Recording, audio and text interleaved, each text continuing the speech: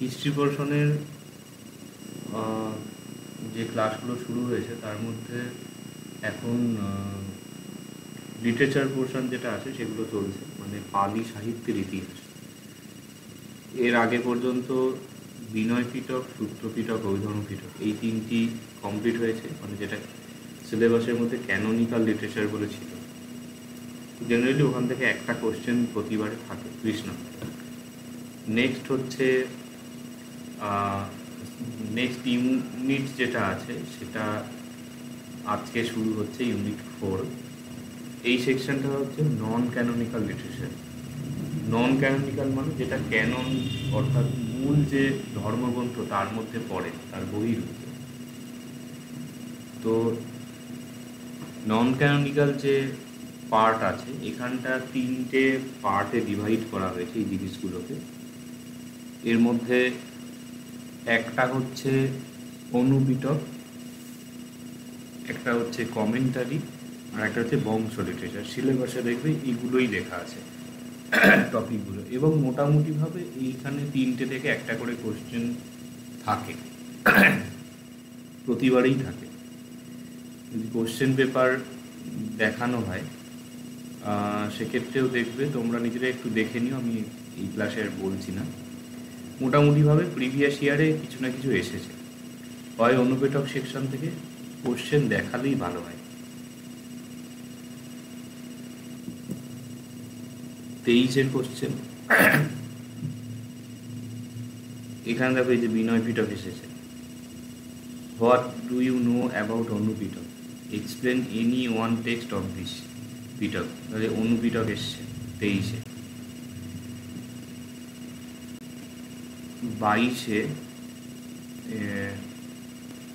22টা কথা, এই যে 22-এ discuss about life and works of Buddhadatta. Buddhadatta যে কমেন্টারির মধ্যে পড়ে, কমেন্টেটর আছেন কয়েকজন, তার মধ্যে একজন।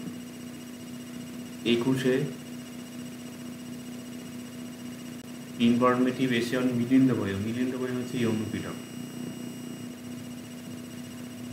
এটা 21 আছে, অ্যাকচুয়ালি 20-র প্রশ্নটাই 21 দিয়েছে তোমাদের। এবারে আবার 24-এর প্রশ্নটাকে 25 বা 26 করে দিতে পারে, যেহেতু এক বছর পরে দিচ্ছে।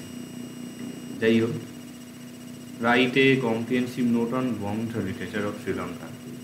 তাহলে এই ঘুরে ফিরে এই 3টে থেকে রিপিটেশন হচ্ছে, বোঝা গেল?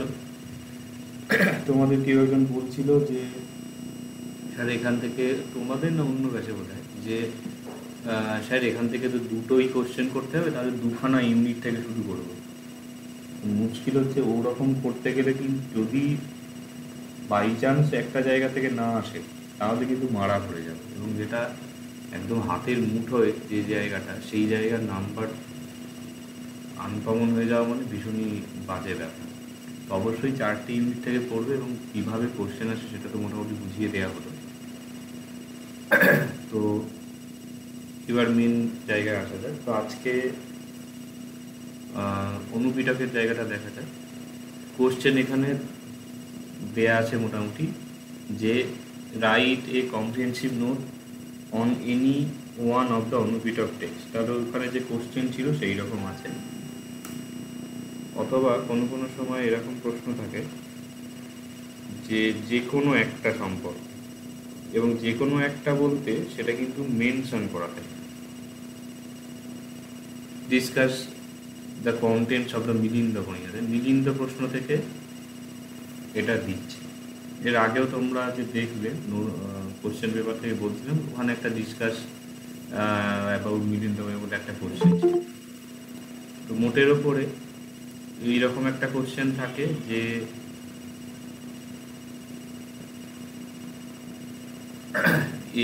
করছে যে অনুপিটক কাকে বলে, অনুপিটক কোনো একখানা বলো, অথবা পার্টিকুলার হয়তো মিলিন্দ বই থেকে বলছে। আপাতত আমরা মিলিন্দ বইটাই দেখছি।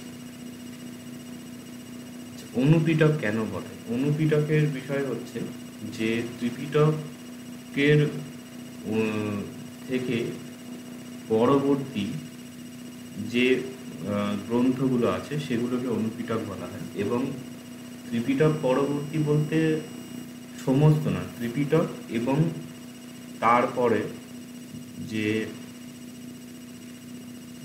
ইয়ে আছে, ত্রিপিটকের যে ব্যাখ্যা গ্রন্থ লেখা হচ্ছে, সেই সময়কালের মধ্যে যে গ্রন্থগুলি রচিত হয়েছে সেগুলোকে বলা হচ্ছে অনুপিটক। এখন ত্রিপিটক কোন সময়ে লেখা হয়েছে? মিনিমাম যেটা অনুমান করা হয় যে প্রথম সঙ্গীতে সম্পূর্ণ হয়নি, দ্বিতীয় সঙ্গীতে সম্পূর্ণ হয়নি, তৃতীয় সঙ্গীতে মোটামুটিভাবে যে কথাবস্তু নামক যে গ্রন্থ যখন মৌৎকলীপুত্র তীর্থ লিখলেন তখন মোটামুটি বলা যায় যে ত্রিপিটক সংকলন সম্পূর্ণ হয়েছে। এখন এই যে অশোকের সময়ে ত্রিপিটক সম্পূর্ণ হলো, আর ত্রিপিটকের যে ব্যাখ্যা গ্রন্থ সেটা লেখা হচ্ছে 450 খ্রিস্টাব্দ নাগাদ। তো অশোকের সময়কাল মোটামুটি 271 বা সামথিং বোধহয় খ্রিস্টপূর্বাব্দ, আর ওখান থেকে এদিকে 450, মানে আন্দাজ 700-750 বছরের উপরে, প্রায় 800 ধরা যেতে পারে। 800 বছর পরে গিয়ে এই যে ত্রিপিটকের ব্যাখ্যা গ্রন্থ লেখা হচ্ছে। এই 800 বছরের মধ্যে যে গ্রন্থগুলো লেখা হয়েছে জেনারেলি সেগুলোকে অনুপিটক বলা হয়, এবং এর মধ্যে মেনলি 3টি গ্রন্থকে কাউন্ট করা হয় অনুপিটক বলতে। কি? 1 নম্বর হচ্ছে যেটা আমরা আজকে পড়ব, মিলিন্দ প্রশ্ন। 2 নম্বর হচ্ছে নেত্রী প্রকরণ, আর 3 নম্বর হচ্ছে পিটকোপদেশ।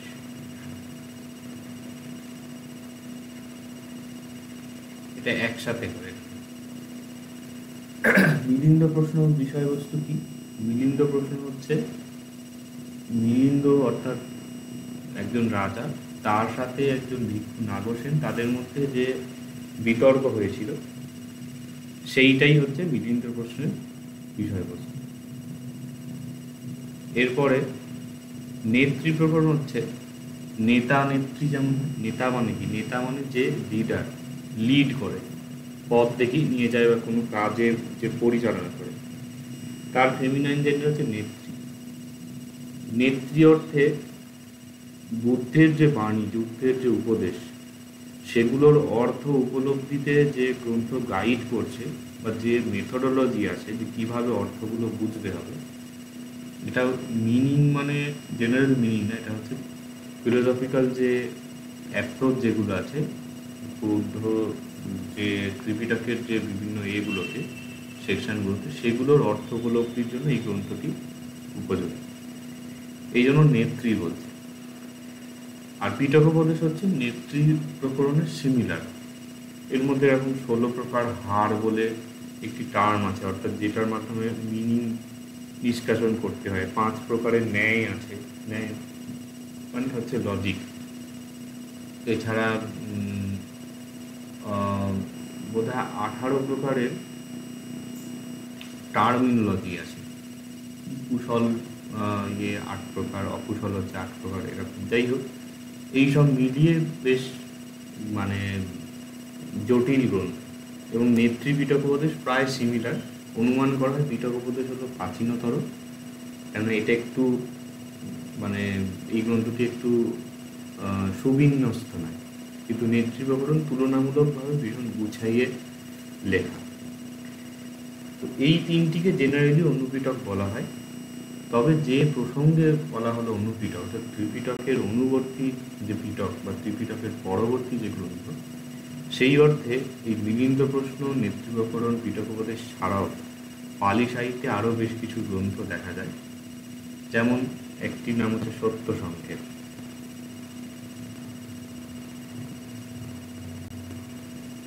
তারপরে হচ্ছে পরিত্র সংগ্রহ,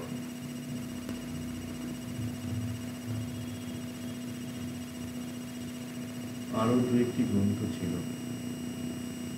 খেয়াল হচ্ছে। যাই হোক, তো এই নামগুলো কিন্তু তোমাদের লেখা হচ্ছে বাংলায়, অ্যাকচুয়াল বইগুলো কিন্তু পালিতে। সত্য সংক্ষেপ পালিতে হবে কি সচ্চ সংক্ষেপ, স অনুসার ক্ষয়েকা প। পরিত্র সংগ্রহ কি হবে? পরিত্র তয়রফলাটা তয়ে তয় হলো, সংগ্রহ তাহলে সংগ্রহ, রফলাটা চলে যাবে। এইরকম। যাই হোক, তো এইগুলোকে কিন্তু অনুপিটকের মর্যাদা দেয়া হয়। এছাড়া অনুপিটক যে গ্রন্থগুলি আছে এখানে নোটে লেখা নেই, কিন্তু এগুলোকে অনেক সময় অনুপিটকের জায়গাতে এক্সট্রা ক্যানোনিক্যাল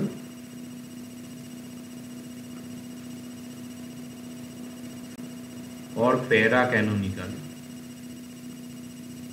এই নামেও বলা হয়। এটা কোশ্চেনে সেই অর্থে আসেনি, তবে আমি বোধহয় কোথাও একখানা দেখেছিলাম গ্র্যাজুয়েশন ইত্যাদির কোনো কোশ্চেন। তো যদি এক্সট্রা ক্যানোনিক্যাল টেক্সট বলতে কি বোঝায় বা প্যারা ক্যানোনিক্যাল টেক্সট বলতে কি বোঝায় তার একটা এক্সাম্পল দাও, এরকম যদি কিছু বলে তাহলে এটা অনুপিটককেই বলে। অনুপিটক হলো, এখান থেকে আমরা আপাতত মিলিন্দ প্রশ্ন যেটা আছে সেটা দেখব। তো মোটামুটি কোশ্চেন এসেছে টুকটাক, 19-এর পরবর্তীতেও একবার এসেছে, যেটা আমরা দেখলাম 21-এ বলে মিলিন্দ প্রশ্ন এসেছে এবং 23-এ এসেছে। 23-এ এসেছে মানে এবারের জন্য অতটা ইম্পর্টেন্ট না, জাস্ট পড়ে রাখতে। তবে এখান থেকে শর্ট কোশ্চেন আসতে পারে, শর্ট কোশ্চেন নিচের দিকে দেয়া আছে। ওভারঅল বললে যে যেটা বলা হলো যে ত্রিপিটক পরবর্তী গ্রন্থগুলোর মধ্যে একটি হচ্ছে অন্যতম মিলিন্দ প্রশ্ন। মিলিন্দ প্রশ্ন বিষয়বস্তু হচ্ছে মিলিন্দ একজন রাজা, তিনি হচ্ছেন ব্যাকট্রিয়ান গ্রিক রাজা, খ্রিস্টপূর্ব প্রথম শতকে। এখানে বলা হয়েছে প্রথম শতক, কিন্তু অ্যাকচুয়ালি ওনার সময়কাল হচ্ছে 140 খ্রিস্টপূর্বাব্দের মতো, খ্রিস্টপূর্ব দ্বিতীয় শতক হয়ে যাচ্ছে। এবং ওনার মুদ্রা পাওয়া যায়, মানে এক্স্যাক্ট ডেট ওনার নির্ধারণ করা যায়। তো ওনার নাম হচ্ছে মেনন্দেরস, মানে গ্রিক নাম, সেটা ইংরাজিতে মেনান্দার বলে উল্লেখ করে। তো উনি এরকম বৌদ্ধ ধর্ম গ্রহণ করেছিলেন। তো তার এরকম মুদ্রাতে ধর্মচক্রের ছবি পাওয়া যায় এবং আরও বেশ কিছু নিদর্শনে, যেখান থেকে কনফার্ম হওয়া যায় যে হ্যাঁ তিনি বুদ্ধিজম অ্যাকসেপ্ট করেছিলেন। আর তিনি মোটামুটি যেটা বলা হয় তার প্রসঙ্গে, যে তিনি ভীষণ পণ্ডিত ব্যক্তি ছিলেন। তো তিনি কোনো সন্ন্যাসী ইত্যাদি দেখলে তাদের সাথে তর্ক করতেন এবং তর্কে তাদের পরাজিত করতেন। এদিকে দেখা যাচ্ছে যে বৌদ্ধ ভিক্ষুদেরও উনি তর্কে পরাজিত করছেন, ওনাকে কেউ জয়লাভ করতে পারছে না। তখন এই যে নাগসেন বলে যে ভিক্ষু, ইনি ভীষণ পণ্ডিত ছিলেন, এনাকে নিযুক্ত করা হয় ওনার সাথে তর্কের জন্য। তো এই মিলিন্দ এসে এনাকে প্রশ্ন করছেন এবং তিনি উত্তর দিচ্ছেন। প্রশ্ন মানে নর্মাল প্রশ্ন না, মানে সেটা হচ্ছে তর্কের মতো। আমি দু একটা নমুনা দেবো এখান থেকে, তার আগে মূল বিষয়বস্তু সম্পর্কে বলা। তো এখানে আরও যেটা যে এই পরস্পর যে কথোপকথন, এই কথোপকথনের আকারে এই গ্রন্থটি পুরো রচিত। আর মিলিন্দ প্রশ্ন সম্পর্কে বেশ কিছু অনুমান করা হয়, যেমন বলা হয় যে মূল গ্রন্থটি প্রথমে হয়তো সংস্কৃত অথবা উত্তর পশ্চিম ভারতের কোনো প্রাকৃতে রচিত হয়েছে। উত্তর পশ্চিম ভারত অর্থে কিন্তু এখানে ঠিক পাঞ্জাব টাঞ্জাব না, আরও সুদূরে, মানে কাশ্মীর গান্ধার অঞ্চল যে আছে ওখান থেকে আরও এগিয়ে গেলে ব্যাকট্রিয়া বলে আগে নাম ছিল, মোস্ট প্রবলি এখন ইরান টিরানের কোনো একটা জায়গা হবে, যেখানে সেলুকাস প্রথমে রাজা টাজা হয়েছিল, পরে মেগাস্টিনসকে পাঠিয়েছিল। ওই এরিয়াতে গ্রিকদের একটা বসতি স্থাপন হয়েছিল আলেকজান্ডারের আক্রমণের পরবর্তী। সেখানেই একজন রাজা ছিলেন ওই মেনান্দেরস, তিনি পালিতে মিলিন্দ নামে পরিচিত। তো এই জন্য অনুমান করা হয় যে হয়তো ওই জায়গার কোনো প্রাকৃত ভাষাতে এই গ্রন্থটি রচিত হয়েছিল, অথবা সংস্কৃতেও রচিত হতে পারে, পরে সেটা পালিতে অনুবাদ করা হয়েছে। এবারে পালি গ্রন্থ যেটি আছে সেখানে 7টি অধ্যায় আছে। বাহির কথা, লক্ষণ প্রশ্ন, বিমতিচ্ছেদন প্রশ্ন, মেন্ডক প্রশ্ন, অনুমান প্রশ্ন, দ্রুতাঙ্গ কথা প্রশ্ন, ঔপম্য কথা প্রশ্ন। এর মধ্যে বাহির কথা হচ্ছে যেটা হলো বাহিরের কথা, অর্থাৎ মূল গ্রন্থের বহির্ভূত বিষয়। বাহির কথার মধ্যে মিলিন্দ এবং নাগসেনের যে জীবনী, সেইগুলো বলা আছে। কে কোথায় জন্মেছিলেন, তাদের কি পূর্ব বৃত্তান্ত, কিভাবে তাদের সাক্ষাৎ হলো, ইত্যাদি ইত্যাদি। লক্ষণ প্রশ্নে হচ্ছে বিভিন্ন যে ফিলোসফিক্যাল টার্ম আছে সেগুলোর লক্ষণ বলা হয়েছে, এটার কি লক্ষণ, ওটার কি লক্ষণ, এই ধরনের। যেমন শ্রদ্ধার কি লক্ষণ, সমাধির কি লক্ষণ, এইরকম সব আছে। বাহির কথা যেটা আছে মানে মিলিন্দ এবং নাগসেনের যে পূর্ব বৃত্তান্ত, সেইটি তো আমাদের সিলেবাসে পাঠ্য আছে। সেকেন্ড পেপারেরই নিচের দিকে মানে সেকশন বি, যে পালি ভাষায় লিখতে হচ্ছে, ওইখানে গ্রুপ বি প্রোজ পোর্শনের মধ্যে মিলিন্দ প্রশ্নের এই বাহির কথা সিলেবাসে পাঠ্য আছে, তবে পুরোটা না, সিলেক্টেড কিছু পিস পড়তে। লক্ষণ প্রশ্ন, তারপর হচ্ছে বিমতির ছেদন প্রশ্ন। বিমতি মানে হচ্ছে ডাউট, আর ছেদন মানে ডাউট যেটা ক্লিয়ার করছে, সেই রকম প্রশ্ন। তারপর হচ্ছে মেন্ডক প্রশ্ন। মেন্ডক মানে এমনিতে আমরা হিন্দিতে বুঝি যে ব্যাং বলে, কিন্তু অ্যাকচুয়ালি মেন্ডক শব্দটির মানে পালির অর্থ হচ্ছে ভেড়া। এই মেন্ডক থেকে বাংলা একটি শব্দ প্রয়োগ হয় যেটা অ্যাকচুয়ালি গালাগালি হিসেবে ব্যবহার হয়। আমি আর মুখে বলছি না, এখানে লিখছি, সম্ভবত দর্শন। এই যে শব্দটি, এই কি ওই ভেড়া অর্থে বলা হয়, লোকে হয়তো অন্য কিছু ভাবে মিনিংটা, কিন্তু অ্যাকচুয়ালি এই শব্দেরই বিবর্তিত রূপ এটা। যাই হোক, এখানে বিষয় হচ্ছে ভেড়ার তো শিং থাকে, তো দুটো শিং যদি এইভাবে হয়, তো প্রশ্নগুলো এমন, তার দুখানা মুখ আছে, এটাকে উভয় কটিক প্রশ্ন বলে বলা হয়। এটা আমাদের এমএতে পাঠ্য ছিল, নেটে এই দুটো পাঠ্য ছিল, নেটের সিলেবাসে, ইউজিসি নেটে। যাই হোক, তো এখানে বলছি এমন প্রশ্ন যেটা দুই রকমভাবেই, সেটা একটা মানে ডিলেমার মতন, এটা বললেও ফাঁসবে, ওটা বললেও ফাঁসবে। আমি এক্সাম্পল দিচ্ছি পরে। অনুমান প্রশ্ন হচ্ছে বিভিন্ন বিষয়ের অনুমান আছে। ধূতাঙ্গ কথা প্রশ্ন মানে হচ্ছে ধূতাঙ্গ একটি পালি বা বৌদ্ধদের একটা বিষয়। ধূতাঙ্গ মানে হচ্ছে কঠোর কৃচ্ছা সাধন।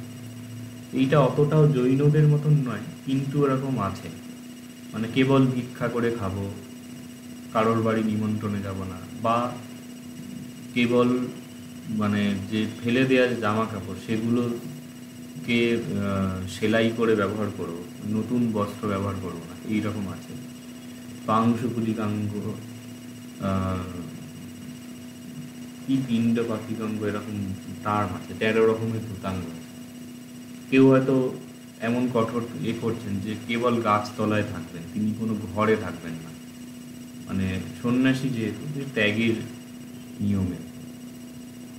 আর শেষে হচ্ছে ঔপম্য কথা প্রশ্ন। ঔপম্য কথাটা উপমা থেকে আসছে, তো উপমা বিষয়, এটার সঙ্গে ওটার উপমা, ওটার সঙ্গে ওটার উপমা, এইভাবে দিয়ে দিয়ে বিভিন্ন ধর্মীয় বা ফিলোসফিক্যাল অনেক বিষয় এখানে বলা হয়েছে।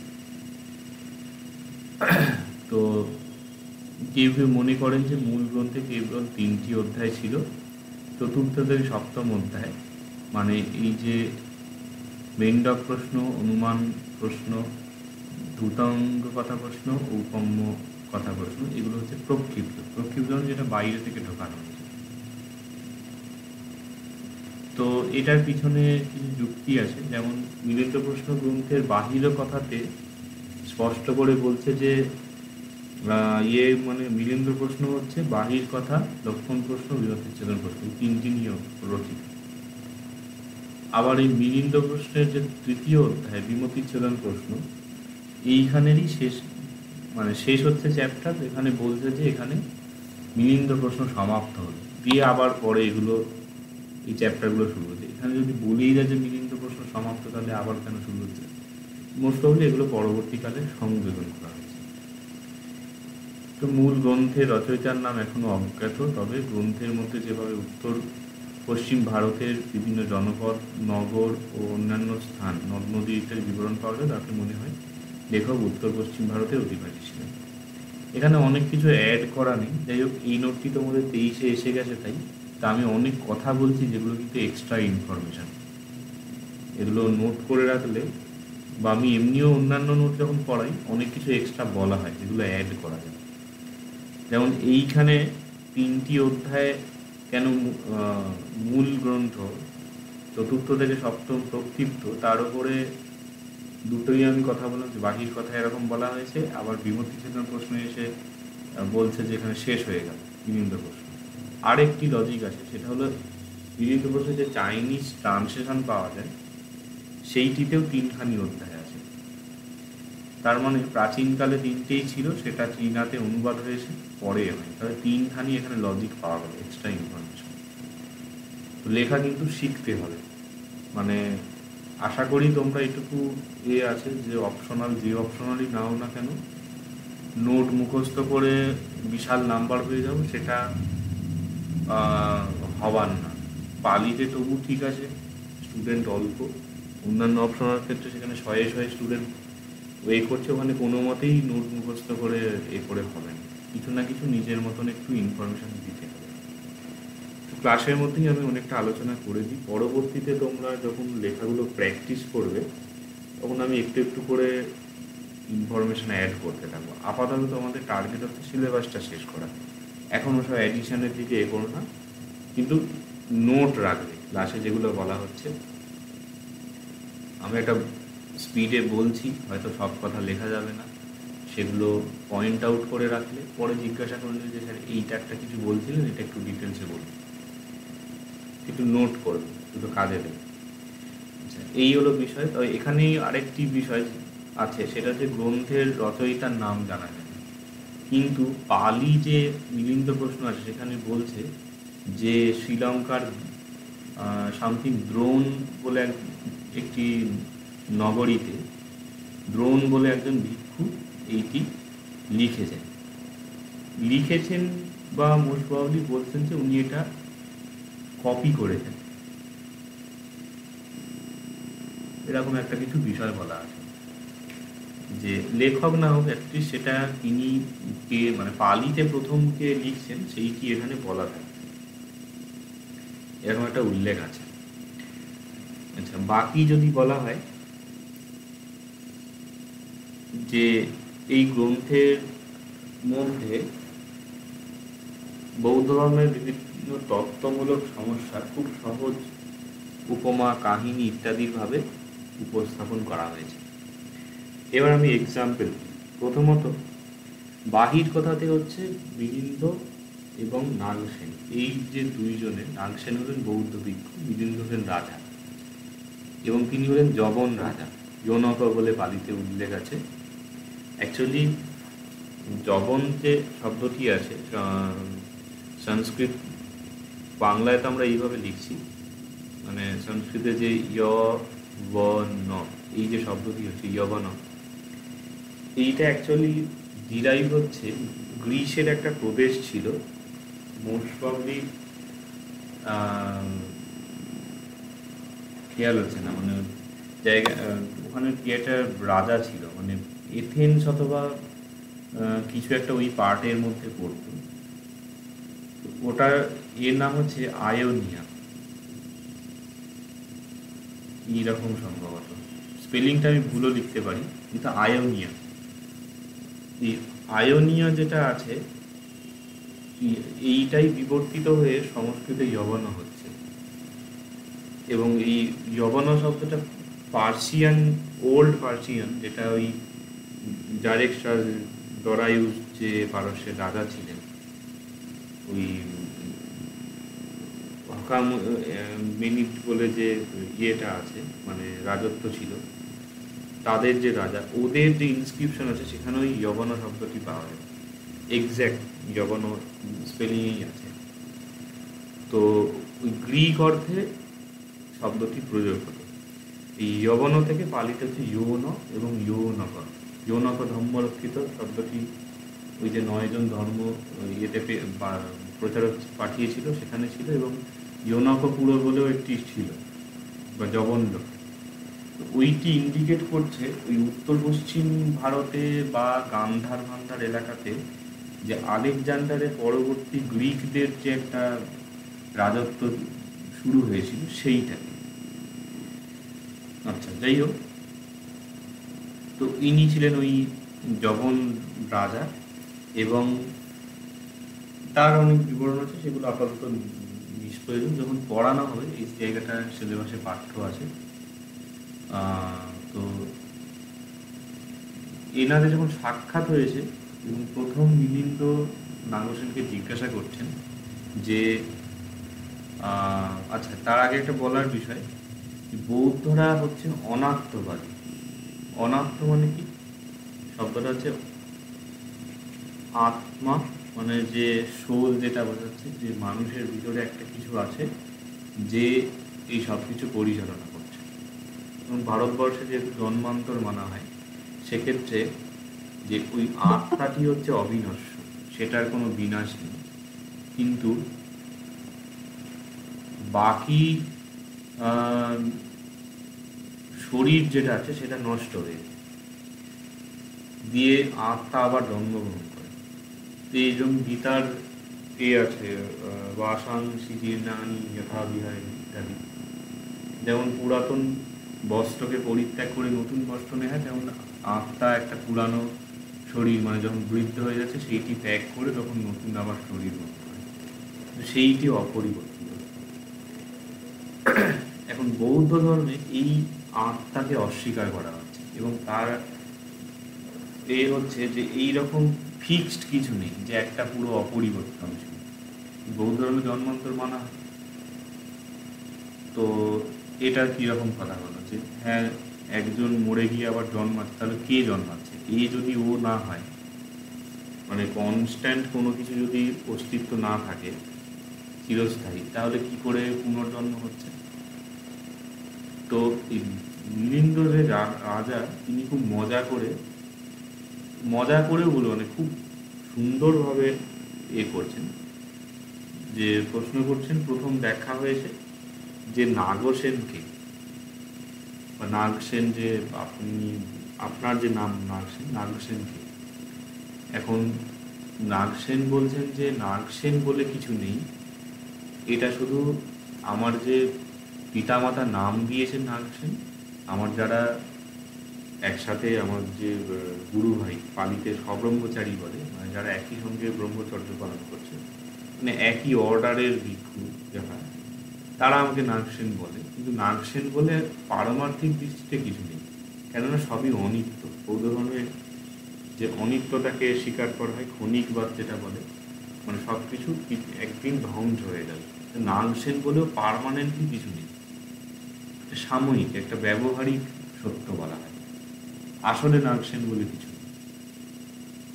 এবারে এইটা যেই বলেছেন, তখন মিলিন্দ বলছেন যে তার নাগসেন বলে কেউ নেই, তাহলে তো আপনাকে যদি কেউ দান ধ্যান করে তার কোনো পুণ্য হবে না। নাগসেন বলতে কেউ নেই, তাহলে কাকে দিচ্ছে? আবার কেউ যদি আপনাকে হত্যা করে তাহলেও তার কোনো পাপ হবে না, কারণ নাগসেন বলে কেউ নেই। এবার এইটা যখন বলেছেন, তখন নাগসেন ঘুরিয়ে একে জিজ্ঞাসা করছেন, বলছেন যে আপনি রাজপুত্র, মানে এত সুখে মানুষ হয়েছেন, এই দুপুরবেলা আমার সাথে দেখা করতে এসেছেন, নদী তীরে এত বালি কাঁকড়, মানে গরম রোদের উপর দিয়ে এসেছেন, আপনার নিশ্চয়ই পায়ে খুব ব্যথা লেগেছে গরমে। উনি তখন বলছেন, না, আমি হেঁটে আসিনি, আমি রথে করেছি। তখন নাগসেন ঘুরিয়ে বলছেন যে রথটা কি? এই যে চাকাটা রথ, নাকি দুটো চাকার মাঝে যে যেটা অ্যাক্স বলে, অ্যাক্সেল বোধহয়, সেইটার রথ, নাকি আসনটা রথ, ঘোড়াগুলো রথ, ঘোড়াগুলো যে আটকানো হয়েছে যুগ বলে, ঘোড়ার রথকে যেটা মাঝখানে একটা কাঠ দিয়ে আটকায়। আরও বলছে যে ছত্র প্রতোদ, মানে চাবুক, যেটা প্রতিটা পার্ট একটা রথে, যে এইটা ইন্ডিভিজুয়াল কি এটাকে রথ বলা হয়? না, এগুলো তো রথ না। তাহলে যদি এগুলো এক জায়গায় ঢের করে রাখা হয় সব পার্টসগুলো খুলে, সেটাকে কি রথ বলা হবে? না, সেটা রথের পার্টস হবে, রথ না। তাহলে কখন রথ বলা হবে না, যখন এগুলোকে সঠিকভাবে মানে রথের আকারে যখন জোড়া হবে তখন তাকে রথ বলা হবে, এবং সেটা খুলে দিলে সেটা আর রথ থাকবে না। তো তখন উনি বলছেন নাগসেন যে অনুরূপে যে পঞ্চস্কন্ধকে যখন এক জায়গায় তারা থাকে তখন তাকে আমরা জীব বলি, তখন সেগুলো আলাদা হয়ে যায়, তখন তাকে আর জীব বলা যায় না। জীব মানে এই যে আইডেন্টিটি বা একটা সত্তা। নাগসেন, আমি আমার নাম শম্ভুপ্রসাদ বলছি, তোমাদের কারোর কিছু নাম আছে সেই রকম। পঞ্চস্কন্ধর যে ব্যাপারটা বলছি, পঞ্চস্কন্ধ কি? পঞ্চস্কন্ধ এখানে খুব ছোট করে আমি লিখছি। পঞ্চ মানে পাঁচটা, আর স্কন্ধ, স্কন্ধ মানে কাঁধ বোঝায়, কিন্তু এখানে সেটা না, এখানে বোঝাচ্ছে পার্ট, পাঁচটা পার্ট। কিসের পার্ট? একটা যদি জীব বলা হয়, জীব বা সত্তা, যে কোনো মানুষ হতে পারে, গরু ছাগল ইত্যাদি, মানে যারা, সবারই পাঁচটা পার্ট আছে বলে ধরা হয় জেনারেলি। এটা আপাতত আমরা মানুষের ক্ষেত্রে হিসাবে দেখব। পাঁচটা কি কি? প্রথম বলা হচ্ছে রূপ। রূপ মানে এখানে সৌন্দর্য না, রূপ মানে হচ্ছে শরীর। শরীর সবার আছে। তারপর বলছে যে সংজ্ঞা। সংজ্ঞা মানে হচ্ছে সেন্সেশন। যেমন আমি চোখ দিয়ে দেখছি, কান দিয়ে শুনছি, মানে ইন্দ্রিয়ের যে ক্রিয়া, পারসেপশন বলে বোধহয়। সাইকোলজি যারা পড়েছো প্রত্যক্ষ বলে, বাংলা টার্মটা, ইংরেজিটা পারসেপশন বলে, মানে চোখের যে ক্রিয়া। চোখটা আমার খোলা আছে, চোখ দিয়ে আমি দেখছি, নার্ভের সিগন্যাল গিয়ে মাথায় পৌঁছাচ্ছে, কিন্তু ওইটা না, ওইটা মাথায় গিয়ে তারপর প্রসেসিং হচ্ছে যে আচ্ছা এইটা ঘোড়া, এইটা ফুল, এটা লাল নীল, এই যে প্রসেসিং যেটা, সেইটাকে বলা হয় প্রত্যক্ষ বা পারসেপশন সাইকোলজির ভাষায়। সেইটিকেই পালিতে সংজ্ঞা হচ্ছে। যখন কেউ অজ্ঞান হয়ে গেলে বলে না সংজ্ঞাহীন হয়ে গেছে, সংজ্ঞাহীন হয়ে গেছে মানে তার ইন্দ্রিয়গুলো কাজ করা বন্ধ করে দিয়েছে নাকি। অজ্ঞান হয়ে গেলে হয়তো চোখ বন্ধ করে ফেলে, কিন্তু তার যে সারা যে ত্বকটা তো আছে না, সেটা তো সক্রিয়, কিন্তু তার কোনো স্পর্শের অনুভূতি হয় না। তার মানে কি এই যে তার নার্ভগুলো ক্রিয়া করছে না, না, সিগন্যালগুলো মাথায় পৌঁছাচ্ছে, ব্রেন ওখানে গিয়ে হ্যাং করে বসে আছে বা কোমায় চলে গেছে কেউ, সেরকম ক্ষেত্রে হচ্ছে তার ওই মানে ইন্দ্রিয়ের যে কার্য সেইগুলো আর হচ্ছে। সংজ্ঞা মানে হচ্ছে ইন্দ্রিয়ের কার্য, চোখ দিয়ে আমি দেখছি, শুনছি, এই যে জিনিসগুলো, সেইটা এরা থাকে প্রত্যেকটা জীবে। আর হচ্ছে বেদনা, এগুলো লিখবে, কেননা এই জিনিসগুলো ঘুরে ফিরে সর্বত্র ব্যবহার হবে, ফিলোসফিক্যাল টার্মগুলো। আমার মনে হয় তোমাদের স্পেশাল 2-4টে ক্লাস বা রেকর্ডিং দিলে হয়, যেগুলো এই ফিলোসফির উপরে খুব বেসিক কিছু জিনিস বা টার্মিনোলজিগুলো বুঝিয়ে দেয়। বেদনা মানে এমনিতে বাংলা আমরা কষ্ট বুঝি, বেদনা অর্থে কিন্তু এখানে শুধু কষ্ট না, সকল প্রকার অনুভূতিকেই বেদনা বলে। সুখ হতে পারে, দুঃখ হতে পারে, বা না সুখ না দুঃখ, নিউট্রাল কোনো ফিল, এইরকম অনুভূতি। শরীর আছে, ইন্দ্রিয়ের ক্রিয়া মানুষের আছে, এবং ফিলিংস আছে, ভালো মন্দ, সুখ দুঃখ অনুভূতি আছে। আর কি আছে? সংস্কার। সংস্কার হচ্ছে যেগুলো কিছু ধারণা বা মনোবৃত্তি বা প্রবৃত্তিও বলা যেতে পারে। বেসিক্যালি মানুষের মনে চিন্তা ভাবনা, মানুষ যে থিঙ্কিং করছে, তার আনুষঙ্গিক অনেক বিষয় আছে। ধরা যাক একজন চিন্তা করছে যে কি করে ওর ভালো করা যায়, আর একজন চিন্তা করছে কি করে ওর মন্দ করা যায়। দুটোই চিন্তা করছে, কিন্তু চিন্তা করার মধ্যে একজনের মধ্যে আছে যে তার মধ্যে একটা ভালো করার প্রবণতা, আরেকজনের মধ্যে খারাপ করার প্রবণতা আছে। তাহলে এই যে দুটো হ্যাবিট, এইরকম বহু জিনিস আছে যেগুলোকে ক্যাটাগরাইজ করে রাখা হয়েছে, এইগুলোকে সংস্কার বলা হয়। যেমন লোভ, মোহ, এগুলো আছে, বিদ্বেষ আছে, এগুলো খারাপ জিনিস। আবার ভালো জিনিস আছে, যেমন করুণা, মুদিটা, এরকম টার্ম আছে, মুদিতা মানে হচ্ছে যে কারোর ভালো দেখে আনন্দিত হওয়া, খারাপ দেখে দুঃখ পাওয়া মানে হচ্ছে করুণা, আহা তার কি এরকম দুর্গতি। আর ভালো দেখে আনন্দিত হওয়াকে বলা হয় মুদিতা। এটাও একটা প্রয়োজন, মানে ভালো দেখে আনন্দিত না হয়ে কেউ দুঃখিত হলে সেটাকে আমরা কি বলি, ঈর্ষা।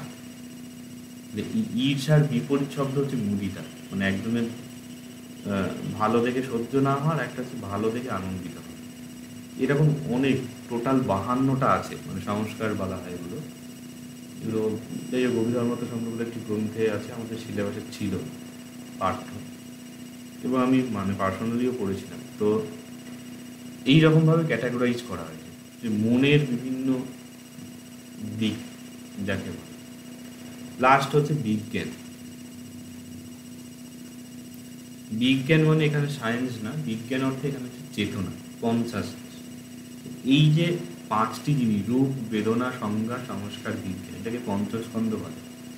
মানে একটা মানুষের একটা শরীর থাকে, তার ইন্দ্রিয়গুলো কাজ করে, তার কিছু ফিলিংস থাকে, অনুভূতি, তার এই যে লোভ, মোহ ইত্যাদি প্রবৃত্তিগুলো তার মধ্যে থাকে, কারোর মধ্যে আছে নেই, কোনোটা কম আছে, কোনোটা বেশি আছে, এইসব। এবং তার মধ্যে আলটিমেটলি একটা কনসাসনেস আছে, চেতনা। ওইটি ছাড়া সে আর জীব হিসেবে তাকে বলা যায় না। এই 5টি যখন একত্রে থাকে তখন তাকে একটা জীব বলা যায়, কিন্তু কোনোটাকে যদি সেপারেট করে নেওয়া হয় তখন তাকে আর জীব বলা যায়। যেমন সংজ্ঞাহীন হয়ে গেলে, মানে অজ্ঞান হয়ে যাওয়া বা কোমায় চলে যাওয়া, মানে তাকে জীবন মৃত বলা চলে, মানে বেঁচে আছে কিন্তু বেঁচে না থাকারই সমান, এইরকম। তো ওই রকমভাবে নাগসেন বলছেন যে হ্যাঁ, না সেন মানেও সেরকম, যতক্ষণই সবগুলো এক জায়গায় আছে ততক্ষণ বলা যায়। যখনই আলাদা হয়ে যায়, মানুষ মারা গেল বা কিছু, তখন তাকে আর বলা যায় না যে হ্যাঁ এ নাগসেন। তখন অতীতের একটা খালি থিঙ্কিং থাকে যে একদিন ছিল, তার অস্তিত্ব থাকে। এইরকমভাবে কথোপকথন হচ্ছে। তারপর যে উভয় কঠিন প্রশ্ন ছিল, ওই জায়গাটা হচ্ছে আরও কঠিন নিয়ে, যে উভয় কোটি মানে দুটো কোটি আছে, কোটি মানে এন, এইদিকে গেলেও ফাঁসবে, ওদিকে গেলেও ফাঁসবে। কীরকম? যেমন নাগসেন তো পণ্ডিত, মানে মিলিন্দ পণ্ডিত ব্যক্তি ছিলেন, তিনি সমস্ত ধর্মশাস্ত্র পড়েছেন, বৌদ্ধদেরও ধর্মশাস্ত্র পড়েছেন। দিয়ে উনি বলছেন যে বুদ্ধ বলেছেন যে বুদ্ধ একে পূজা করলে মানুষ মানে অনেক ফল লাভ করে, জীবনে উন্নতি করে।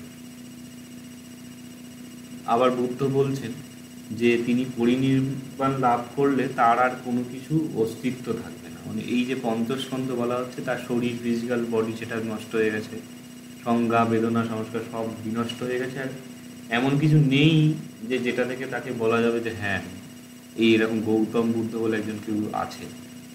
তার এক্সিস্টেন্সটাই বিলুপ্ত হয়ে গেল, নির্বাণে বিলোপ হলো, এরকম বলা হয়। এবার ইনি তখন বলছেন যে এই যে বুদ্ধ যে দুটি কথা বলে, এই স্টেটমেন্টগুলো পরস্পর বিরোধী। যদি বুদ্ধের পূজা সফল হয় তাহলে বলতে হয় যে তিনি নিশ্চয়ই জগতে কোথাও আছেন, যেখান থেকে পুজোটা গ্রহণ করছেন, তবে না গিয়ে ফল পাওয়া যাবে তার।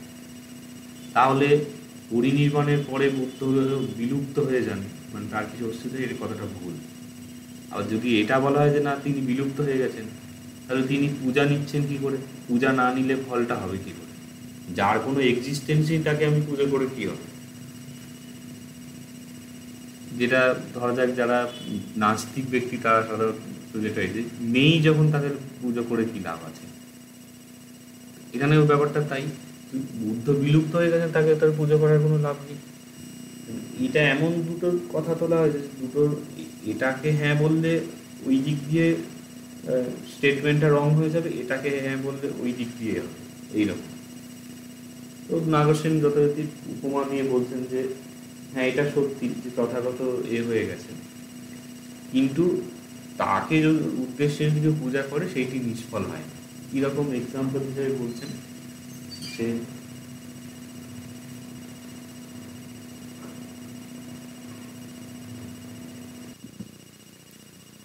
তো ওখানে বিষয় হচ্ছে যে তখন উনি আনসার হিসেবে বলছেন যে কোনো ব্যক্তি হয়তো যে ওই চকমকি পাথর দিয়ে আগুন জ্বালালো, আগুন জ্বললো, তারপর আগুন নিভে গেল, তাহলে আগুনটা তো নিভে গেল না, তাহলে মানে কি আর আগুন জ্বলবে না? না আবার যখন প্রয়ত্ন করা হয়, মানে চেষ্টা করলে পাথর ঘষে বা আগেকার যেসব প্রসেসিং ছিল, তা আবার আগুন জ্বালানো যাবে।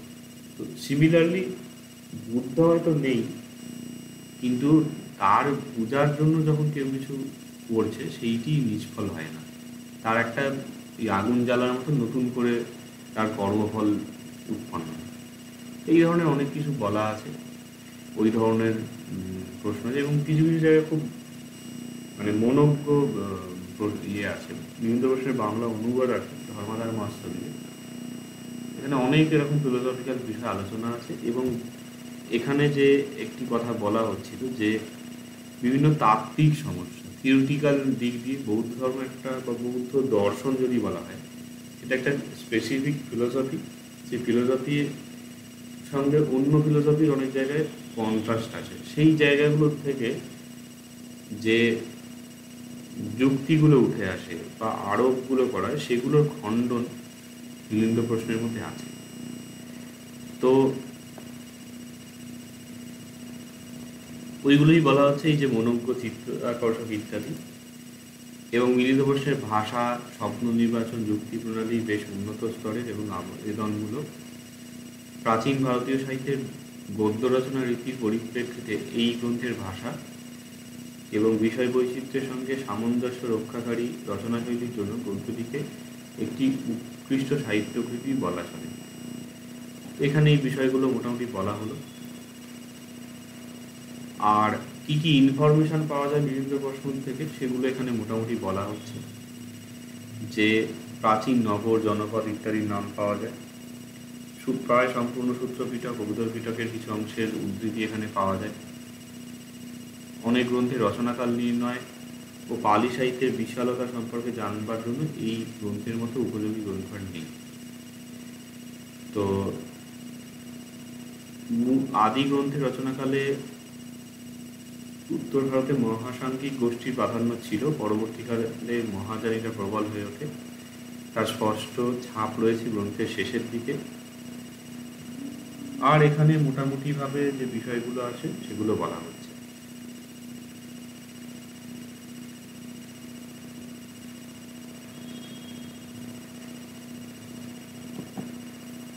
এখানে মোটামুটিভাবে এই জেনারেল বিষয়গুলো এখানে আছে। তো মোটামুটি পড়ে নেবে কি আছে না আছে, এইগুলো খালি বলা, এখানে আর এরকম কিছু নেই। বাকি শর্ট নোটের মধ্যে ওইটারই খুব সংক্ষেপে লেখা আছে। কিন্তু প্রশ্ন 15 সালে এসেছে, পরবর্তীতে এসেছে কিনা খেয়াল হচ্ছে না। এছাড়া মিলিন্দকে নিয়ে শুধুমাত্র প্রশ্ন আসতে পারে, সাথে এসেছে। মিলিন্দের রাজধানী ছিল সাগর নগরী, 12 সালে এসেছে। এখান থেকে 3টে শর্ট নোট করতে পারে। আচ্ছা, এবারে এখান থেকে কোনো প্রশ্ন থাকলে জিজ্ঞাসা করতে পারে।